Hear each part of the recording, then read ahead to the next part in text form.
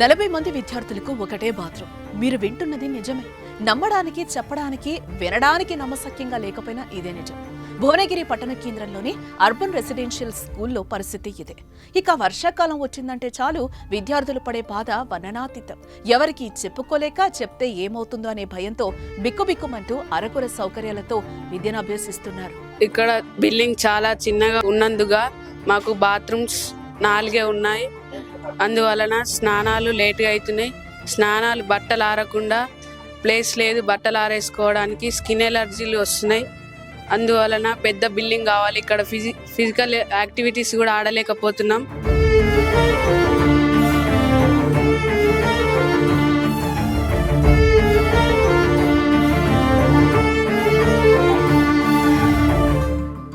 వర్షం వస్తే రూమ్లలో వేసుకుంటుంటే skin allergies వస్తున్నాయి సార్. గ్రౌండ్ గిట్లా లేదు సార్. ఫిజికల్ యాక్టివిటీస్ చేయలేకపోతున్నాం సార్. మస్తు ఇబ్బంది అవుతుంది సార్. అదే రూమ్ లో అంతా సార్. అవును సార్. 6 only 6 rooms. అవును సార్. ఎంతమంది మీరు మొత్తం? మేము 80 మెంబర్స్. అవును సార్. చాలా ఇబ్బంది అవుతుంది సార్. ప్రభుత్వాన్ని ఏం కోరుకుంటున్నారు? ప్రభుత్వాన్ని మాకు కొత్త బిల్డింగ్ కావాలి. మీ అర్బన్ రెసిడెన్షియల్ స్కూల్ మంచిగా ఉండాలి. మంచి రూమ్, మంచి భవనం కావాలని కోరుకుంటున్నాను. అవును సార్. ఈ అద్దె భవనాలు వద్దంటున్నారు. అవును సార్. అంతే కదా? అవును సార్. ఓన్గా ఉండాలి సార్. తల్లిదండ్రులు లేని అనాథలైన పిల్లలు చదువుకునే అవకాశానికి దూరం కాకూడదనే సదుద్దేశంతో 2017లో ప్రభుత్వం భువనగిరిలో అర్బన్ రెసిడెన్షియల్ స్కూల్ను ప్రారంభించింది. తల్లి, తండ్రి ఇద్దరినీ కోల్పోయిన వారికి మొదటి ప్రాధాన్యతగా, తల్లి లేదా తండ్రి లేని వారికి 2వ ప్రాధాన్యతగా, పేదవారికి 3వ ప్రాధాన్యతగా గుర్తించి పిల్లలను అర్బన్ రెసిడెన్షియల్ స్కూల్లో చేర్చుకుంటారు. 6వ తరగతి నుండి 8వ తరగతి వరకు సుమారు 100 మంది పిల్లలను బడిలో చేర్చుకుని వారికి వసతి, భోజనం, నాణ్యమైన విద్యను అందించే అర్బన్ రెసిడెన్షియల్ స్కూల్ ప్రస్తుతం తాత్కాలిక అద్దె భవనంలో సమస్యలతో కొనసాగుతోంది. అర్బన్ రెసిడెన్షియల్ స్కూల్ ప్రారంభమై 8 సంవత్సరాలైనా సొంత భవనం ఏర్పాటు చేయకపోవడం పాలకులు, అధికారుల నిర్లక్ష్యానికి నిదర్శనంగా నిలుస్తోంది. మాకు మాత్రం ఎలర్జీలు అవుతుంది సార్. ఇంకా ఇక్కడ మనం సరిగ్గా కింద పచ్చి కాళ్ళు కూడా చెడిపోతున్నాయి సార్. అందుకోసం మాకు పక్కనే హాస్పిటల్ ఉన్న హాస్టల్ ఏదైనా కావాలి సార్. గవర్నమెంట్ని చాలా కొంచెం మంచి బిల్డింగ్, ఇంకా మంచి హాస్టల్ కావాలని.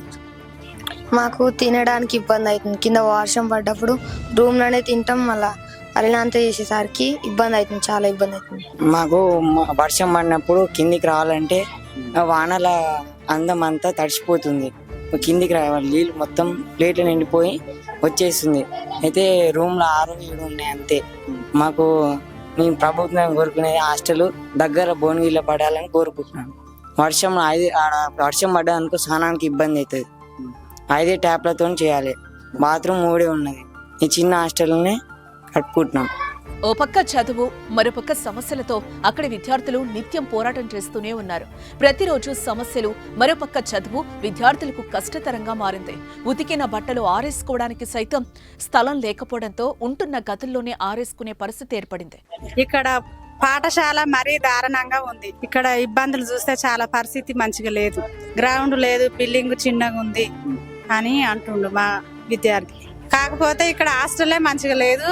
వేరే హాస్టల్ మంచిగా చూస్తే బాగుండు అనేది కోరిక. దీనికి తోడు భోజనం చేసే గది పక్కనే వాష్రూమ్లు, స్నానపు గదులు ఉండటం వంటి పలు సమస్యలతో విద్యార్థులు తీవ్ర ఇబ్బందులు పడుతున్నారు. ముఖ్యంగా వర్షాకాలంలో సీజనల్ వ్యాధులకు గురి కావటం, వ్యాధులు నయం కాకపోవడంతో చాలా మంది ఇంటి బాట పడుతున్నారు. అప్పట్లో మరి సరి అయినటువంటి ఈ యొక్క వసతులు లేనటువంటి భవనాన్ని ఎంపిక చేసి మరి దాన్ని ప్రారంభించారు. అప్పట్లో పిల్లలు కూడా చాలా తక్కువగా ఉండే. దీనికి 100 మంది కెపాసిటీ, అంటే 100 మంది వరకు ఇక్కడ చదువుకునే అవకాశం ఉంది ఈ పాఠశాలలో. మరి ఇప్పుడు దాదాపు 85-90 మంది పిల్లలు ఉన్నారు. అయినా ఇంకా అప్పటికి నుంచి ఇప్పటి వరకు కూడా ఇదే భవనంలో కొనసాగడం చాలా విచిత్రంగా ఉంది. మరి ప్రభుత్వాలు, అధికారులు కూడా, నాయకులు కూడా పట్టించుకోవడం లేదు. మరి జిల్లా కలెక్టర్ గారు, జిల్లా డిఈఓ గారు, అలాగే ఉన్నటువంటి స్థానిక ఎమ్మెల్యే కూడా తక్షణమే ఈ యొక్క పాఠశాలను సందర్శించి పిల్లల బాగోగుల కోసం వారికి ఒక మంచి వసతిలో ఉన్నటువంటి భవనాన్ని ఏర్పాటు చేసి మరి అక్కడికి తరలించాలని చెప్పి నేను ఈ సందర్భంగా నేను డిమాండ్ చేస్తూ ఉన్నాను, కోరుతా ఉన్నాను. మరి నిన్న సోమవారం జరిగినటువంటి ప్రజావాణి కార్యక్రమంలో కూడా నేను కలెక్టర్ గారికి ఫిర్యాదు చేయడం జరిగింది.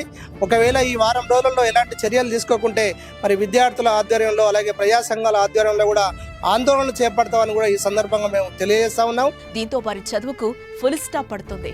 ఎన్ని సమస్యలు పద్మవ్యూహంలో చిక్కుకున్న విద్యార్థులు సార్లు జర మమ్మల్ని పట్టించుకోండి అంటూ వేడుకుంటున్నారు. చూడాలి విద్యార్థుల దీనగాథపై అధికారులు ఎలా స్పందిస్తారు.